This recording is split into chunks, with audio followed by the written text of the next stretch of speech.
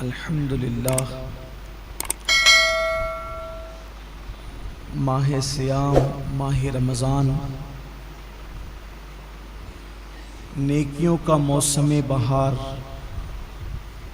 کی آمد ہے، اور آج اللہ کے خصوصی فضل و کرم سے ہمیں ماہ رمضان شریف کا پہلا جمعہ نصیب ہوا۔ ویسے تو تمام مسلمان اس بات کو جانتے ہیں، مومنین کو پتہ ہے کہ جمعہ عید المومنین ہے، لیکن جو رمضان المبارک کا جمعہ ہے اس کی فضیلت اور خصوصیت کچھ اور ہی ہے۔ جیسے ہی جمعرات کا سورج غروب ہوتا ہے رمضان شریف میں، تو جمعہ کا سورج غروب ہونے تک ہر لمحے کو ہم، چونکہ حدیث میں لمحے کا ذکر ہے، اگر آج کی اصطلاح کے اعتبار سے اس کا ترجمہ کریں تو ہو جاتا ہے ہر سیکنڈ۔ تو ہر لمحے میں 70,000 ایسے جہنمیوں کو اللہ جہنم سے آزاد کرتا ہے جن کے لیے جہنم کا عذاب لازم ہو چکا ہو، اپنے کرم سے وہ یوں ہی آزاد کرتا ہے، اور یہ سلسلہ پوری رات چلتا رہتا ہے، ہر لمحہ 70,000، پھر اس کے بعد دن میں بھی یہی سلسلہ، حتیٰ کہ جو جمعۃ المبارکہ کی آخری ساعت غروب آفتاب کے وقت آتی ہے، تو وہ جو سورج غروب ہونے سے لے کر اب سورج غروب ہونے تک جتنے لمحات میں 70,000 بخشے گئے تھے، ان سب کی تعداد کے برابر اس آخری گھڑی میں اتنے ہی لوگوں کو بخشا جاتا ہے۔ یہ ہے جمعہ کا رمضان المبارک، رمضان المبارک کا جمعۃ المبارک، ماہ رمضان کے جمعۃ المبارکہ کی شان یہ ہے۔ اب آپ اندازہ کریں کہ ہم کتنے قیمتی لمحات میں ہیں، اور یہ لمحات کتنے قیمتی ہے، اس لیے اس کو غنیمت جاننا چاہیے، اس کا احترام کرنا چاہیے، اس کی تعظیم کرنا چاہیے۔ اللہ قرآن مقدس میں ارشاد فرماتا ہے وَمَن يُعَظِّمْ شَعَائِرَ اللَّهِ فَإِنَّهَا مِن تَقْوَى الْقُلُوبِ، کہ جو اللہ کی نشانیوں کی تعظیم کرتے ہیں تو یہ دلوں کے تقوی کی وجہ سے، یعنی جن کے دلوں کو اللہ نے تقوی کے لیے چن لیا ہے، وہ اللہ کی نشانیوں کی تعظیم کرتے ہیں۔ اللہ کی نشانیوں کی تعظیم کا مطلب کیا؟ پہلے اللہ کی نشانی کیا؟ جیسے قربانی کے جانور، یہ اللہ کی نشانی، کعبۃ اللہ شریف اللہ کی نشانی ہے، صفا مروہ اللہ کی نشانی ہے، اولیاء اللہ کے مزارات اللہ کی نشانی ہے، اولیاء اللہ کا وجود اللہ کی نشانی ہے۔ اسی طرح ماہ رمضان شریف اللہ کی نشانی ہے۔ اللہ کی نشانی کا مطلب دیکھو، نشانی اس کو کہتے ہیں جس کو دیکھ کر اصل یاد آئے، جس کو دیکھ کر ہم کہتے ہیں یہ فلاں کی نشانی، یہ فلاں، یعنی جب میں یہ دیکھتا ہوں تو وہ یاد آتا ہے۔ جیسے کسی نے مجھے انگوٹھی دی تو یہ انگوٹھی فلاں کی نشانی، کہ میں انگوٹھی دیکھتا ہوں تو دینے والا یاد آتا ہے۔ تو جن جن چیزوں کو دیکھنے سے خدا یاد آتا ہے وہ اللہ کی نشانی ہے، اور جو اللہ کی نشانیوں کی تعظیم کرے، احترام کرے، تو یہ اس کے دل میں تقوی ہے، اللہ کا ڈر ہے، وہ اس کے دل میں پرہیزگاری ہے، اس بنیاد پر وہ اللہ کی نشانیوں کی تعظیم کرتا ہے۔ تو اب رمضان المبارک کا احترام وہی دل کر سکتے ہیں، وہی قلوب کر سکتے ہیں جس دل کے اندر تقوی موجود ہے، پرہیزگاری موجود ہے، اللہ رب العزت کا خوف موجود ہے۔ انہی لوگوں کو اللہ توفیق دیتا ہے نشانیوں کے احترام کی اور نشانیوں کی تعظیم کی۔ اب ہم دیکھیں کہ کیا ہمارے دل کے اندر اللہ کی نشانیوں کی تعظیم ہے؟ ہر نشانی کی تعظیم الگ الگ ہے۔ تب رمضان شریف کی تعظیم کیسے کریں گے؟ جیسے اگر کسی ولی کو دیکھیں، کسی اللہ والے کو دیکھیں، تو اس کی تعظیم یہ کہ ہم اٹھ کے کھڑے ہو جائیں، اس کے ہاتھوں میں ہاتھ دے دیں، زیادہ سے زیادہ تعظیم یہ کہ اس کی دست و بوسی کریں، اس سے دعائیں لیں۔ لیکن کیا رمضان شریف کے لیے ہم کیسے اٹھ کے کھڑے ہوں؟ یہ دکھنے والی چیز تو ہے نہیں۔ اس کے ہاتھ تو ہے نہیں کہ ہم اس کے ہاتھ چوم لیں. تو اس کی تعظیم کا مطلب کیا ہے؟ تو سب کی تعظیم جدا جدا ہے. اللہ کے حرم کی تعظیم یہ ہے کہ جب حرم میں داخل ہو جاؤ تو جن چیزوں سے اللہ نے منع کیا ان چیزوں سے رک جاؤ. تو ایسے ہی رمضان المبارک کی تعظیم یہ ہے کہ اس کے روزے رکھے جائیں، اس میں تراویح پڑھی جائے، اور اس میں اپنے آپ کو ظاہری اور باطنی گناہوں سے بچایا جائے. یہ اس کی تعظیم ہے. کیا واقعی ایسا ہو رہا ہے؟ اللہ کا شکر ہے کہ ہمارے گنبد و مینار کے شہر مالیگاؤں میں ایک بڑی تعداد میں لوگ روزہ رکھتے ہیں. حتیٰ کہ ہمارے یہاں چھوٹے چھوٹے بچوں کو بھی اللہ نے یہ توفیق بخشی کہ چھوٹے بچے بھی روزہ رکھتے ہیں. خواتین اس میں مردوں سے کچھ آگے ہے روزے کے معاملات کے اندر، لیکن کہیں نہ کہیں اب بھی کمی ہے. اب بھی ایک بہت بڑی تعداد ہے جو روزہ نہیں رکھتی، روزہ رکھنے سے محروم ہے. اور وہ ان نوجوانوں کی تعداد ہے جو اس وقت محنت مزدوری کرتے ہیں، مارکیٹ میں بیٹھتے ہیں، لوم چلاتے ہیں، کاروبار کرتے ہیں، اور ان کا عذر یہ کہ دھوپ بہت ہے، تمازت بہت ہے، شدت بہت ہے. واقعی موسم تو گرم ہے. کچھ روزے اپریل میں ہوں گے اور کچھ روزے مئی میں بھی ہوں گے، بلکہ پورا آخری عشرہ مئی میں ہوگا. اور گرمی کا اور محنت کا عذر پیش کر کے لوگ روزہ چھوڑ دیتے ہیں. پہلی بات تو یہ ہے کہ موسم کا عذر یا محنت کا عذر پیش کر کے روزہ چھوڑنے کی اجازت نہیں ہو سکتی، بلکہ اگر محنت مزدوری کی وجہ سے آپ روزہ چھوڑتے ہیں تو اسلام کا حکم یہ جو احکام شرع ہے وہ بتا رہا ہوں آپ کو، کہ ایک طرف روزہ چھوٹتا ہے کام دھام کی وجہ سے، آپ اپنے اندر طاقت نہیں پاتے کہ محنت بھی کریں اور روزہ بھی رکھیں، تو روزہ نہیں چھوڑ سکتے. آپ کو شریعت یہ حکم دیتی ہے کہ آپ اپنی مصروفیات کم کر دیجیے، آپ کام شارٹ کیجئے، لیکن روزہ آپ کو رکھنا ہے. اس لیے کہ رمضان شریف کے ایک روزے کی اہمیت یہ ہے، ایک روزے کی، کہ جان بوجھ کر اگر کسی نے رمضان شریف کا ایک روزہ چھوڑ دیا اور اس کے بدلے میں پھر وہ پوری زندگی روزہ رکھے، تو زندگی بھر کے تمام روزے اس ایک روزے کی فضیلت کو نہیں پہنچ سکتے جو ماہ رمضان شریف میں رکھا گیا ہے.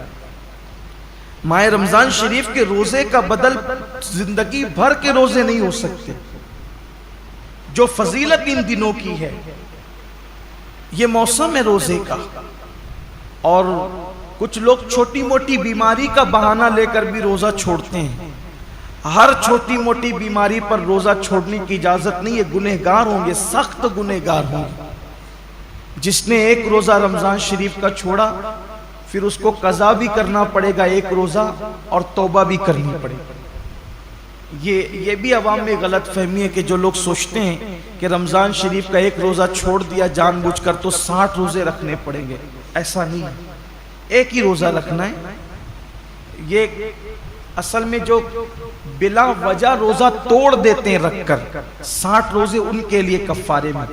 لیکن جس نے روزہ چھوڑ دیا بہت برا کیا اس نے. ایک ہی روزہ رکھے گا بعد میں قضا، لیکن ساتھ ہی اس کو توبہ بھی کرنی پڑے گی. صرف روزہ قضا کرنے سے معاملہ ختم نہیں ہوگا، سچی توبہ بھی اس کے ساتھ لازم ہوگی. بلکہ جن لوگوں کے روزے کسی وجہ سے، لا علمی کی وجہ سے پہلے چھوٹ گئے، تو وہ عام دنوں میں غیر رمضان میں ان روزوں کی دھیرے دھیرے قضا کر لیں. روزہ نہ رکھنے کا وبال بڑا دردناک ہے. اللہ کے رسول صلی اللہ علیہ وآلہ وسلم فرماتے ہیں کہ میں نے جب شب معراج جہنم کا مشاہدہ کیا تو میں نے دیکھا کہ کچھ لوگوں کے جبڑوں کو آگ کی کینچی سے کاٹا جا رہا ہے. میں نے پوچھا جبریل یہ کون لوگ ہیں؟ عرض کیا یا رسول اللہ صلی اللہ علیہ وآلہ وسلم یہ آپ کی امت کے وہ لوگ ہیں جو ماہ رمضان شریف میں روزے نہیں رکھتے تھے.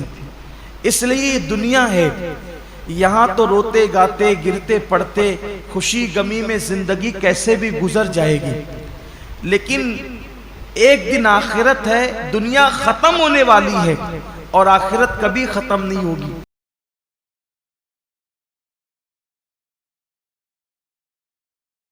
آج عمل کر سکتے ہیں، اس کی اہمیت کا اندازہ نہیں ہے، جب اس عمل کا صلہ ملے گا اور عمل نہ کرنے پر سزا ملے گی تب انسان پچھتائے گا کہ کاش میں نے اس کا فائدہ اٹھا کر زندگی کا کچھ نیکیاں اکٹھا کر لی ہوتی، کچھ عمل کر لیا ہوتا۔ بلکہ مرنے والے اللہ کی بارگاہ میں منت کرتے ہیں کہ میرے اللہ ہمیں صرف 2 رکعت دنیا میں جا کر پڑھنے کی اجازت دے دے، لیکن ارشاد ہوتا ہے بندے جب ہم نے تجھے موقع دیا تھا اس وقت تو نے اس سے فائدہ نہیں اٹھایا، اب زندگی ختم ہو گئی ہے، اب دوبارہ کسی کو دنیا میں نہیں بھیجا جائے گا۔ اس لیے میں اپنے نوجوانوں سے کہتا ہوں بہانہ مت کیجئے، روزہ رکھنے والے کو صبر اللہ دیتا ہے۔ اور ایک بات آج آپ سے کہنا چاہتا ہوں، اگر کسی غربت کی، تنگ دستی کی یا محنت مزدوری کی وجہ سے آپ کا روزہ پر مشقت ہے، آپ کے روزے میں مشقت ہے، تکلیف ہے، تو یہ بات ہمیشہ یاد رکھیے گا کہ جس نیکی میں جتنی تکلیف ہوگی، جس نیکی میں جتنی تکلیف ہوگی اس کا صلہ اتنا بڑھا دیا جائے گا۔ روزہ رکھ کر اے سی میں سونے والوں کا ثواب الگ ہے اور روزہ رکھ کر لوم چلانے والوں کا ثواب الگ ہے، دونوں کا ثواب یکساں نہیں ہے۔ روزہ رکھ کر کے اے سی میں آفسوں میں بیٹھنے والوں کا اجر الگ ہے اور روزہ رکھ کر کے دھوپ میں مارکیٹ میں بیٹھنے والوں کا اجر الگ ہے۔ وجہ کیا ہے؟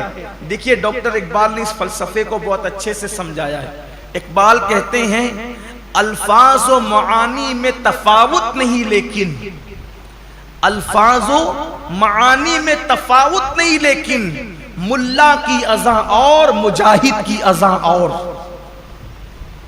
جو مسجد کے اندر کھڑے ہو کر کے اذان دیتا ہے اس کے الفاظ بھی وہی ہے، اور جو مسجد کے اندر اذان پڑے اس کا معنی بھی وہی ہے، اور جو جہاد کے صحرا میں اذان دے اس کا معنی بھی وہی ہے اور اس کے الفاظ بھی وہی ہے، لیکن جو اذان کا ثواب مسجد میں کھڑے ہونے والے مؤذن کو ملتا ہے وہ مجاہد کو نہیں ملتا، اس لیے کہ دونوں کی اذان میں بڑا فرق ہے۔ مؤذن کی اذان پر چند لوگ مسجد میں آتے ہیں اور مجاہد کی اذان پر پوری قوم کو اللہ کامیابی اور فلاح عطا فرماتا ہے، دونوں میں بڑا فرق ہے۔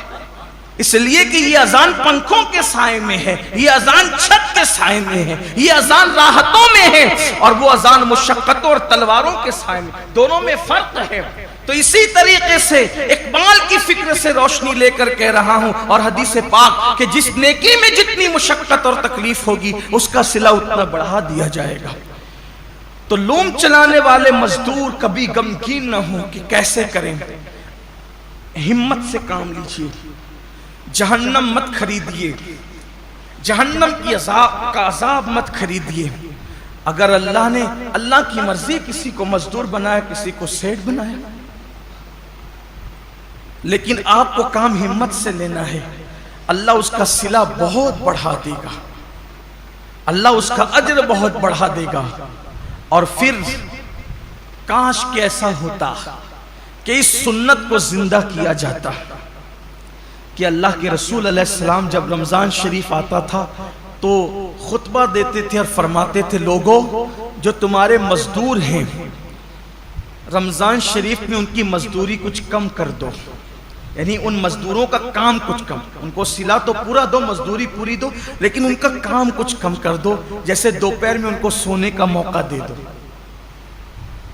اب یہاں تو سیٹھوں کا حال یہ ہے کہ اگر مزدور نماز پڑھنے رمضان شریف میں بھی جائے تو ان کے ماتھے پہ شکن آتا ہے۔ یہ لوگ کہتے ہیں نا کہ حالانکہ سارے سیٹ ایسے نہیں ہیں، کچھ اگر سیٹ لوگ یہاں ہیں تو وہ برا نہیں مانے، مجھے تو لوگوں نے یہاں تک کیا کے بتایا کہ ایک سیٹ صاحب حافظ قرآن ہے، مجھے لوگوں نے نام کے ساتھ بتایا، میں نام نہیں لوں گا کیونکہ میں اللہ کے گھر میں واعظ و نصیحت کرنے کھڑا ہوا، غیبت کرنے کھڑا نہیں ہوا۔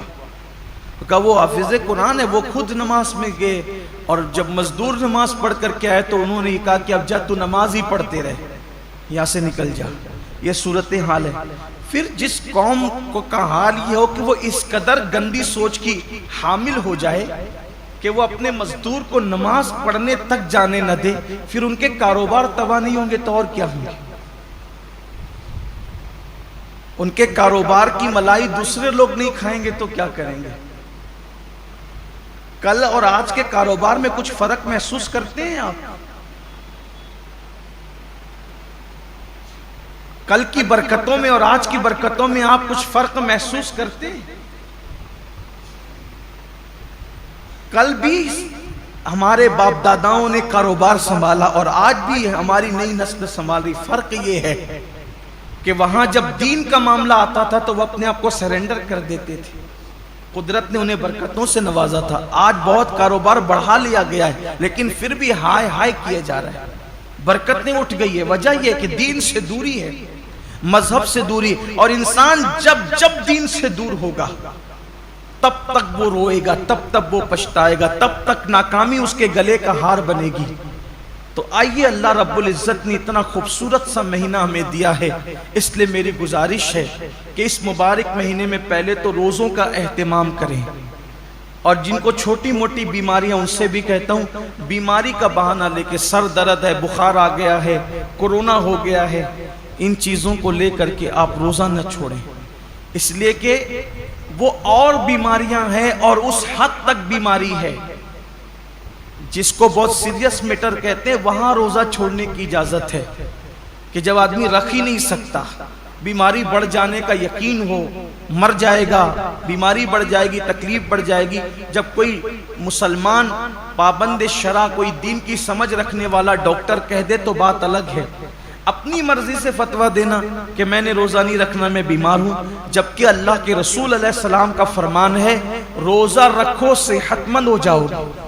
روزے سے بیماری نہیں بڑھتی بلکہ روزے سے صحت ملا کرتی. جب اللہ کے رسول نے کہہ دیا جو طبیبوں کے طبیب ہے، جو حکیموں کے حکیم ہے، جو صرف جسموں کے حکیم نہیں بلکہ روحانیت کے بھی حکیم و طبیب ہے، تو جب اس رسول نے فرما دیا روزہ رکھو صحت مند ہو جاؤ گے تو پھر صحت ملنا ہی ملنا ہے. اس لیے بہانہ نہ کرو. ایک حدیث پاک اور یاد آتی ہے، فرمایا گیا ہر قسم، ہر چیز کی زکوٰۃ ہے. ہر چیز کی، جیسے مال کی زکوٰۃ، جس نے مال کی زکوٰۃ دے دی اس کا مال اللہ کے قلعے میں محفوظ ہو گیا، اب اس کے مال کو کوئی نقصان نہیں ہو سکتا.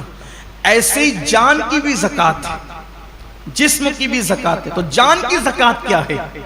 میرے آقا علیہ السلام فرماتے ہیں روزہ یہ تمہاری جان کی زکوٰۃ ہے، تمہارے جسم کی زکوٰۃ. مطلب جو لوگ روزہ رکھ لیتے ہیں اب ان کی جان بھی اللہ محفوظ کر لیتا ہے. وہ مہلک بیماریوں سے، موذی بیماریوں سے محفوظ ہو جاتے ہیں. آپ دیکھیے اللہ کے اولیاء، آج جتنی کثرت سے بیماریاں ہیں پہلے نہیں تھی، اور جو بیماریاں آج ہیں وہ پہلے نہیں تھی. کیوں؟ اس دور میں لوگ صرف رمضان شریف کے روزے نہیں رکھتے تھے بلکہ مہینے میں 13، 14، 15 تاریخ کو بھی اکثر مسلمان روزہ رکھتے تھے. 3 روزے تو مہینے میں رکھتے ہی تھے مسلمان. پھر اس کے بعد جو اور دین سے قریب تھے وہ پیر اور جمعرات کے بھی روزے رکھتے تھے.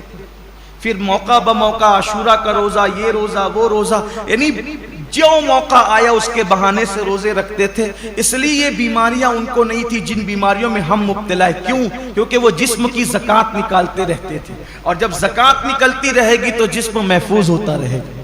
ہم سمجھتے ہیں کہ کھانے سے طاقت ملتی ہے، طاقت کھانے سے نہیں ملتی.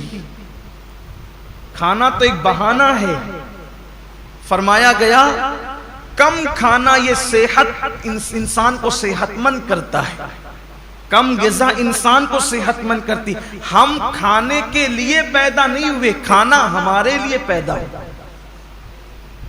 بزرگوں نے فرمایا جینے کے لیے کھایا کرو، کھانے کے لیے جیا مت کرو، اللہ کے لیے جیو.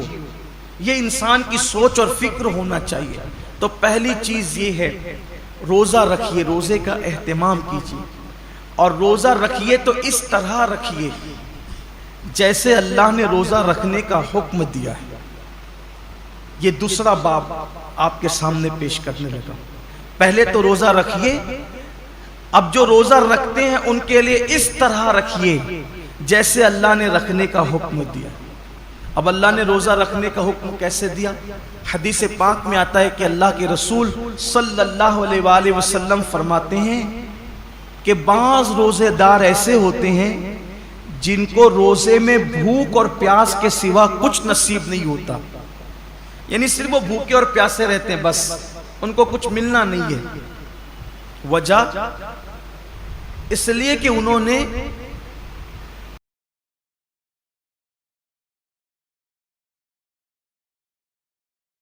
کھانا تھا، توجہ کرنا، جو حلال کھانا تھا، جیسے کھانا حلال ہے نا، پانی بھی حلال ہے، مغرب بعد تو کھا سکتے ہیں نا، وہ تو حلال ہی ہے، صبح صادق سے پہلے کھا سکتے ہیں، حلال ہی ہے، لیکن روزہ رکھنے کی نیت کرنے کی وجہ سے وہ حرام ہو گیا تو رک گئے کھانے پینے سے۔ لیکن جس کھانا جو حلال تھا روزے سے پہلے اور روزے کے بعد، وہ روزے کی حالت میں تو ہم رک گئے کھانے پینے سے، فریج بھری ہوئی ہے پھلوں سے، رک گئے ہیں، کچن بھرا ہوا ہے کھانے سے، رک گئے ہیں، مگر گالی تو ہمیشہ حرام ہے۔ کیا روزے میں لوگ گالی سے بھی رکے؟ پاپ کی نظر کسی عورت پہ اٹھانا یہ تو ہمیشہ حرام ہے۔ کیا آنکھوں کو بھی لوگوں نے کنٹرول کیا؟ نماز ترک کرنا یہ ہمیشہ حرام ہے، نماز کو چھوڑ دینا یہ ہمیشہ حرام ہے۔ کیا لوگ روزے کی حالت میں نماز کے پابند ہوئے؟ بے شمار روزے دار ہیں جو نیند سے اٹھتے ہیں، بستر پہ سحری کھاتے ہیں، وہیں سو جاتے ہیں۔ یہ کون سا روزہ ہے جس میں کوئی نماز ہی نہیں ہے؟ یہ کون سا روزہ؟ روزے کے متعلق میرے آقا صلی اللہ علیہ وآلہ وسلم کے فرمان کا مفہوم ہے، روزہ وہ ہے صحیح معنی میں، کون سا روزہ؟ جو آنکھ کا بھی روزہ ہو، جو زبان کا بھی روزہ ہو، جو کان کا بھی روزہ ہو، جو ہاتھ کا بھی روزہ ہو، جو پیر کا بھی روزہ ہو۔ آنکھ کا روزہ یہ ہے کہ جن چیزوں کو اللہ نے حرام کر دیا روزے کی حالت میں انہیں نہ دیکھو۔ یہاں تو روزے میں لوگ گیم کھیلتے بیٹھے ہوئے، دیکھ لیجئے، ٹائم پاس کر رہے ہیں۔ کیوں بھائی گیم کھیلتے ہو؟ تسبیح کیوں نہیں پڑھ سکتے؟ یہ تو مہینہ تسبیح اور تلاوت کا ہے، درود شریف کا ہے۔ اچھا یہ تو گیم کھیل رہے ہیں، اس میں کوئی تصویر تو نہیں ہے، یہ حرام تو نہیں ہے؟ اسلام میں وقت ضائع کرنا ہی حرام ہے، تضییع اوقات حرام ہے اسلام کے اندر۔ گیم کھیلنا موبائل پر یہ حرام ہے۔ حالت روزہ میں یہ کون سا حرام کام لوگ لے کے بیٹھ گئے؟ بچے گیم کھیل رہے ہیں، جوان گیم کھیل رہے ہیں، عورتیں گیم کھیل رہی ہیں، لگے ہوئے سب موبائل پر۔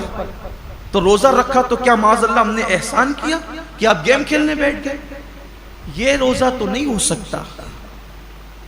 کچھ لوگ سیریل دیکھتے ہیں روزے کی حالت میں، بلکہ یہ روحانی تربیت کا مہینہ ہے کہ جب آنکھوں سے پاک نہیں ہوگا، کانوں سے ناجائز حرام چیزیں نہیں سنیں گے، ہاتھ سے کسی پہ ظلم نہیں کریں گے، زبان سے کسی کو گالی نہیں دیں گے، جھوٹ نہیں بولیں گے، غیبت نہیں کریں گے، پیر سے حرام جگہ چل کر نہیں جائیں گے، تو ایک مہینے کے اندر یہ روحانی تربیت ہوگی۔ تو جب رمضان شریف تو چلا جائے گا لیکن یہ نیک عادتیں انسان میں باقی رہ جائے گی، اس طریقے سے انسان کی زندگی بدل جائے گی۔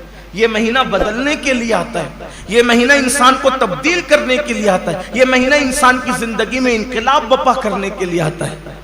اب زبان جھوٹ بول ہی رہی ہے۔ کچھ لوگوں کا تو روزہ اس وقت تک مکمل ہی نہیں ہوتا جب تک وہ دو چار لوگوں سے جھگڑا نہ کریں۔ بڑا نازک ہوتا ہے کچھ لوگوں کا روزہ، یعنی ان کا دماغ چڑچڑا ہو جاتا ہے روزے کے اندر، اس سے لڑ، اس سے جھگڑ، اس کو گالی دے، اس سے یہ حالت ہوتی ہے۔ روزہ یہ نہیں، اللہ کے رسول علیہ السلام فرماتے ہیں اگر کوئی روزے کی حالت میں تم سے جھگڑا کرے تو اس کو کہہ دو کہ بھئی میں روزے سے ہوں، میں اپنا روزہ خراب نہیں کرنا چاہتا۔ روزے میں جھگڑا نہیں ہونا چاہیے، روزہ نہیں ہے۔ اب آپ کے سامنے بتاؤں، ایسا روزہ رکھو کہ کھانے پینے کے ساتھ آنکھ پہ بھی کنٹرول ہو، زبان پہ بھی کنٹرول ہو، ہاتھ پہ بھی کنٹرول ہو، پیر پہ بھی کنٹرول ہو، سوچ پر بھی کنٹرول ہو۔ اب ایسے روزے کا صلہ کیا ہے؟ تو اللہ خود فرماتا ہے روزہ میرے لیے ہے اور میں ہی اس کی جزا ہوں۔ یعنی ہر نیکی اور ہر نیک عمل کی جزا جنت ہو سکتی ہے، لیکن روزہ تنہا وہ عبادت ہے کہ آپ نے جس کا حق ادا کیا اس کا صلہ جنت نہیں بلکہ مالک جنت ہے۔ سوچے تو صحیح روزہ کیا چیز ہے، مالک جنت کیسے صلہ ہے؟ مطلب یہ کہ اللہ روزے داروں کو اپنا دیدار نصیب فرمائے، روزے داروں کو خدا کا دیدار۔ صحابہ نے پوچھا یا رسول اللہ ہم اللہ کا دیدار کیسے کریں گے؟ تو آقا فرماتے ہیں جیسے تم آسمان پر چاند دیکھتے ہو بلا تکلف بلا تمثیل، تم اللہ کا یوں دیدار کرو۔ سوچئے حضور اتنے خوبصورت ہیں تو حضور کو بنانے والے رب کے حسن کا عالم کیا ہوگا؟ کائنات اتنی خوبصورت ہے تو کائنات کو بنانے والے رب کے حسن اور اس کے جمال کا عالم کیا ہوگا؟ تو اللہ کے لیے ایسا روزہ رکھو، اور پھر جاتے جاتے یہ مہینہ مواسات کا مہینہ، غم گساری کا مہینہ ہے، غم خاری کا مہینہ ہے۔ مواسات کا مطلب، غم گساری کا مطلب، غم خاری کا مطلب ایک دوسرے کا خیال رکھو، ایک دوسرے کا خیال رکھو، نمائشی طور پر نہیں، حقیقی طور پر۔ ایک دوسرے کا خیال رکھنے کا مطلب اگر کوئی حاجت مند نظر آئے اس کی حاجت کو پورا کرو، کوئی تکلیف میں نظر آئے اس کی تکلیف کو پورا کرو۔ بلکہ آپ مجھے یہ بتائیں کہ آخر اللہ رب العزت تو بے نیاز ہے، جن کے گھر کی فریجیں بھری ہے، کچن بھرے، ان کو بھوکا رہنے کا حکم کیوں دیا؟ کبھی سوچا روزے کا فلسفہ کیا ہے کہ دن بھر تمہیں بھوکا پیاسا رہنا ہے، سب کچھ ہے پھر بھی بھوکا پیاسا رہنا؟ جیسے کچھ نیکیاں کچھ عبادتیں خاص مالداروں کے لیے رکھی ہے، ویسے کچھ عبادتیں اللہ غریبوں کے لیے رکھ دیتا ہے۔ جیسے قربانی مالداروں کے لیے ہے، زکوٰۃ مالداروں کے لیے ہے، حج مالداروں کے لیے، یہ عبادتیں تو مالداروں کے لیے مخصوص کر دی، تو روزے جیسی بھوکے پیاسے رہنے کی عبادت بھی غریبوں کے لیے مخصوص کر دیتا۔ ایسا کیوں ہوا؟ سب روزہ رکھو، سب کو بھوکا پیاسا کیوں رکھوا رہا ہے؟ وجہ یہ ہے کہ مالدار لوگ 11 مہینے پیٹ بھر کے حلق تک کھاتے ہیں، تو ان کو پتہ نہیں ہوتا ہے کہ بھوکوں کی بھوک کیا ہوتی ہے۔ جو بندہ جس تکلیف سے گزرے گا نہیں اس کو اس تکلیف کا احساس کبھی نہیں ہوگا۔ جو یتیم نہیں تھا اس کو یتیموں کا درد کبھی پتہ نہیں چل سکتا۔ جو غریب نہیں ہو اس کو غریبوں کا درد کبھی پتہ نہیں چل سکتا۔ جو پیدائشی مالدار ہو ان کی فکر میں، اور جو غریبی سے مالدار کی طرف آئے ہیں ان کی فکر میں زمین آسمان کا فرق ہے۔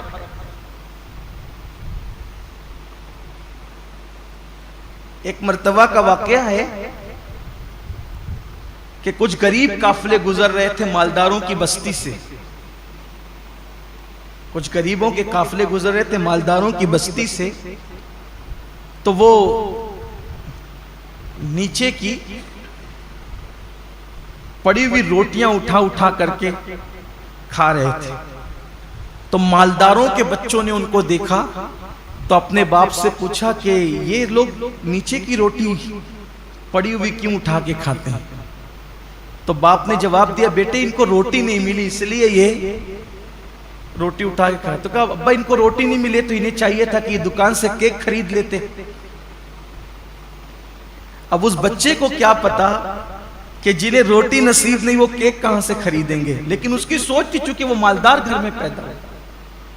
تو جو غربت، اسی لیے اللہ نے اپنے محبوب صلی اللہ علیہ وآلہ وسلم کو یتیم پیدا فرمایا، اسی لیے اللہ نے اپنے محبوب صلی اللہ علیہ وسلم کی پرورش غریب گھر میں فرمائی۔ کیوں؟ کہ محبوب کو ایسی غربت سے گزارو اور ایسی یتیمی سے گزارو، کیونکہ جو غریبوں کا ماوا اور یتیموں کا ملجا بنا کر بھیجا گیا ہو، جب تک اس منزل سے گزریں گے نہیں تو وہ حقیقی درد کا احساس جو ایک غریب کو غربت کی وجہ سے ہو سکتا ہے، ایک یتیم کو یتیمی کی وجہ سے ہو۔ اسی لیے تو اللہ کے رسول علیہ السلام یتیموں کو دیکھتے تھے تو آنکھوں میں آنسو آ جاتے تھے۔ کیوں؟ اس لیے کہ حضور خود یتیمی سے گزرے تھے، وہ در یتیم تھے۔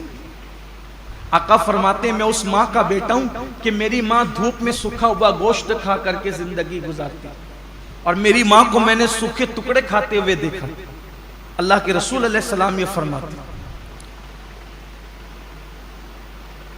تو یہ روزے جو رکھائے جاتے ہیں ایک مہینے تک، اس کی بہت ساری حکمتوں میں سے ایک حکمت یہ بھی ہے، 11 مہینے تک پیٹ بھر کر کھانے والوں ذرا ایک مہینے بھوکے رہ کر دیکھو کہ دنیا کے اندر جو قوم روٹی کے ٹکڑے کو ترس رہی ہے، آخر بھوک کس چیز کا نام ہے، تاکہ ان کی بھوک کا تمہیں احساس ہو۔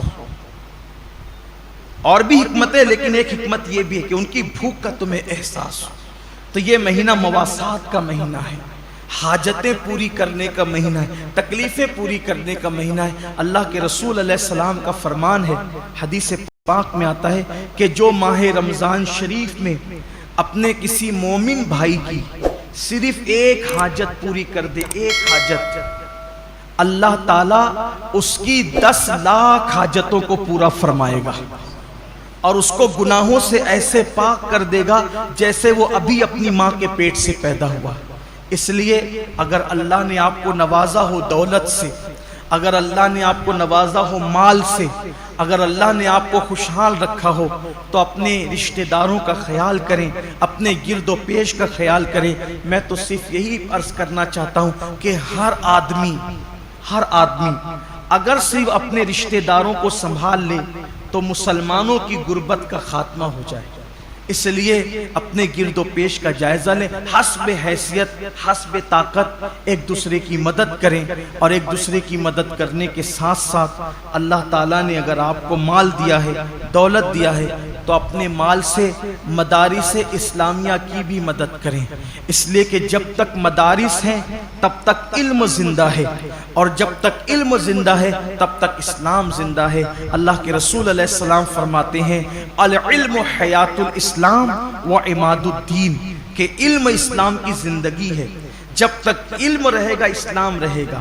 اچھے امام آپ کو مدرسوں سے ملتے ہیں، اچھے خطبہ آپ کو مدرسوں سے ملتے ہیں، اچھے رہنما آپ کو مدرسوں سے ملتے ہیں۔ کچھ لوگوں کو مدرسوں سے بڑی چڑ ہے، یہ یہودیت کی فکر ہے، یہ نصرانیت کی فکر ہے، یہ مشرکین کی فکر ہے، مدارس سے نفرت اور اہل مدارس سے نفرت۔ یاد رکھیے، مدارس کا تعاون کرنا اسلام کو فروغ دینے میں ایک بہت بڑا قدم اٹھانا ہے۔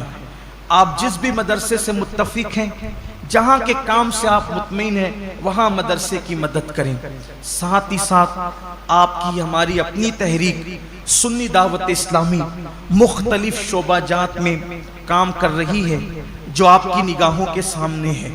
الحمدللہ شعبہ دعوت و تبلیغ ہو، شعبہ مدارس ہو، شعبہ مساجد ہو، شعبہ خدمت خلق ہو، اس طرح کے شعبہ جات سنی دعوت اسلامی سال بھر اس میں کام کرتی ہے، اور آپ دیکھتے رہتے ہیں۔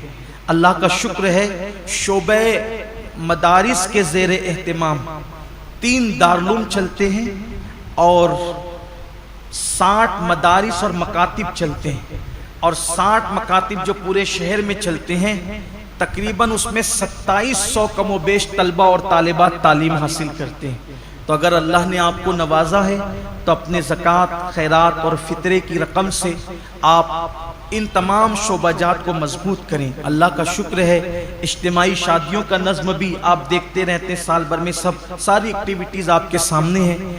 آپ دیتے ہیں پیسے، اس کے بدلے میں آپ کو حفاظ کرام دیے جاتے ہیں، علماء کرام دیے جاتے ہیں، جو آپ کی نگاہوں کے سامنے ہیں۔ یعنی آپ کی دی ہوئی رقم آپ کی نگاہوں کے سامنے آپ کے اپنے شہر پر خرچ ہوتی ہے، اور آپ کے اپنے شہر کے بچوں پہ خرچ ہوتی ہے۔ اس لیے آپ زکوٰۃ تو نکالیں گے، کہیں نہ کہیں دیں گے۔ اس سے بہتر ہے کہ آپ کی زکوٰۃ آپ کی نگاہوں کے سامنے صحیح مصرف میں خرچ ہو۔ اس کے لیے آپ ہمارے ذمہ داران سے رابطہ قائم کریں۔ مثال کے طور پہ مسجد کے ہمارے امام صاحب حضرت مولانا حافظ و قاری غفران رضا اشرفی صاحب، وہ یہیں آپ کو موجود ملتے ہیں، آپ ان سے رابطہ کر لیں۔ ہمارے عثمان بھائی ہیں، ان سے سے رابطہ کر لیں، ہمارے جمیل بھائی ان سے رابطہ کر لیں، دیگر احباب ہیں، لیکن میری گزارش ہے کہ آپ شعبہ مدارس و مساجد کو اور تحریک کو اپنے عطیات سے، زکوٰۃ و صدقات سے ضرور مضبوط اور مستحکم کریں، تاکہ اللہ تعالیٰ کا دین مزید فروغ پائے اور دین کو اللہ تعالیٰ مزید ترقی عطا فرمائے۔ ساتھ ہی ساتھ اپنے رشتہ دار اور احباب کا بھی اور اپنے آس پڑوس کا بھی خصوصی خیال فرمائیں اور خصوصی توجہ فرمائیں۔ اللہ تبارک و تعالیٰ پوری امت پر کرم کی نظر فرمائیں اور خاص طور پر 2 وقت کو ضائع نہ کریں، 2 ٹائم کو ضائع نہ کریں۔ ایک تو سحری کا آخری وقت جو فجر سے پہلے کا ہوتا ہے، اور ایک تو افطار کا وقت جو بالکل غروب کے قریب ہوتا ہے۔ یہ 2 وقت تو بہت قیمتی، پورا مہینہ ہی قیمتی ہے، لیکن یہ 2 اوقات ایسے ہیں کہ اللہ تبارک و تعالیٰ نے اپنے بندوں سے وعدہ فرمایا ہے کہ ان اوقات میں کی جانے والی دعا کو اللہ تعالیٰ رد نہیں فرمائے گا۔ اس وقت تو پورا عالم اسلام تکلیف میں، مصیبتوں میں، بلاؤں میں گرفتار ہے۔ میری گزارش ہے کہ اگر آخری وقت میں ہاتھ اٹھا دیں اور اللہ کی بارگاہ میں دعا کریں کہ اللہ تمام عالم اسلام کی مصیبتوں کو، مشکلوں کو دور فرما کر آسانیاں پیدا فرما دے، بالخصوص کورونا اور لاک ڈاؤن کی یہ جو نحوستیں ہیں، اللہ سب کا خاتمہ کر دے۔ یہ تو اللہ کا احسان ہوا کہ اس سال ماہ رمضان شریف میں ہم اپنی مسجدوں میں عبادت کر لے رہے ہیں، لیکن پچھلے سال کے حالات کیسے تھے، اس لیے خصوصی گڑ گڑا کر اللہ کی بارگاہ میں دعا کریں۔